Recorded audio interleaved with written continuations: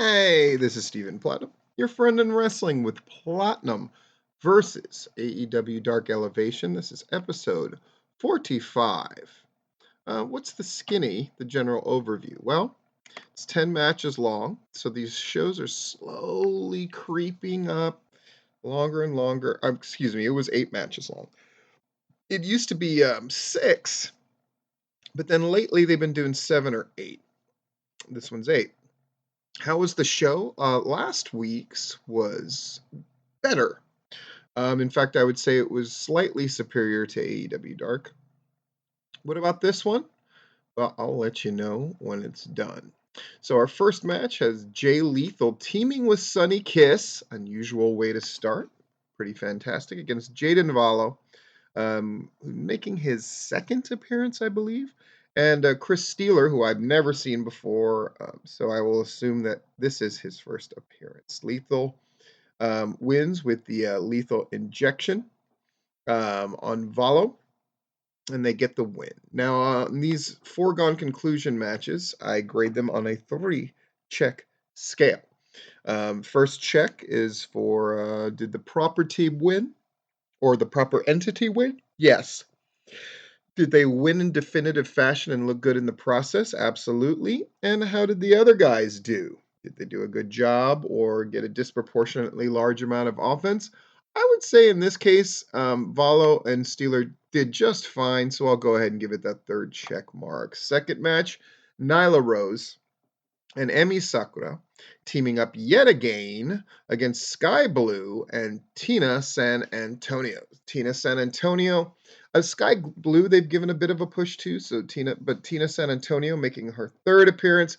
I would expect San Antonio is going to get crushed here, and that's exactly what happens. Rose with the Beast Bomb. No great shakes here. It's kind of a match to have a match.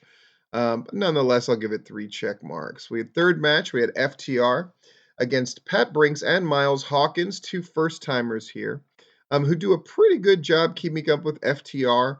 FTR, as usual, will give you a little bit of offense. Here, they give a little less than they normally would have, I think, which is very welcome. This is, after all, about the FTR getting that big ring, getting that victory. 3 check marks. Fourth match, Layla Hirsch and Red Velvet, that's a cool team, against Notorious Mimi and Becca.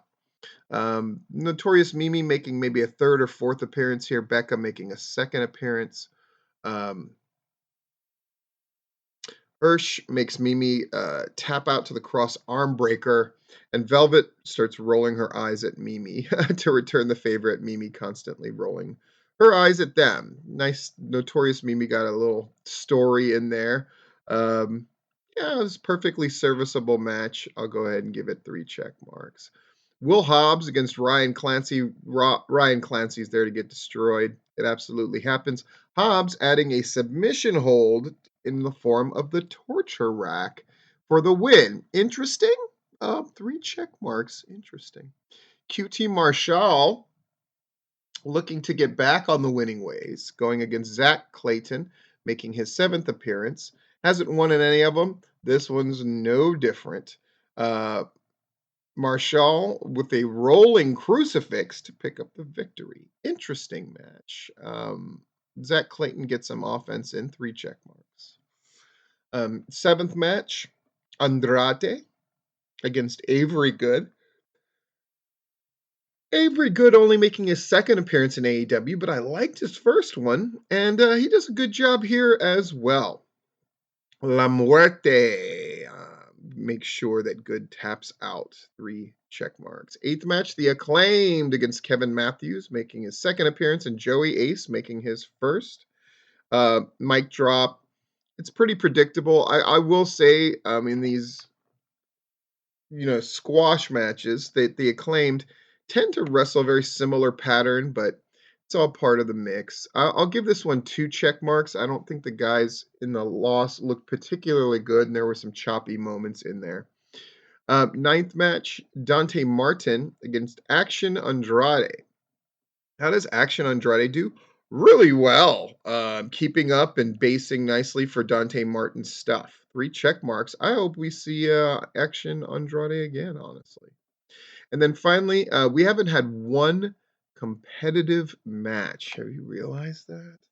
We'll call this one a competitive match. The Dark Order in a six-person tag. In this case, Alex Reynolds, John Silver, and Preston Vance, who are undefeated as a team. They've won six matches with no losses as a team together. They're going to take on Private Party. In this case, yes, Private Party and the Blade in a six-man tag team match. This is competitive, so we grade on a different scale. Did both sides look good? Yes. Um, did one team get put over definitively? Absolutely. The Dark Order hits that swinging crucifix slam, which was a little bit surprising that they got the win, honestly. And a third check mark is something advanced. Yeah, I think we're going to see more of the Hardy family offense against the Dark Order. So, an okay show, but I imagine Dark is going to be better. I mean, they had 8 matches and 7 of them were non-competitive. We're obviously in a different era as far as AEW Dark Elevation goes. In fact, I would be interested to hear in the comments or message me, um, is this the route that Elevation should be going? Let me know.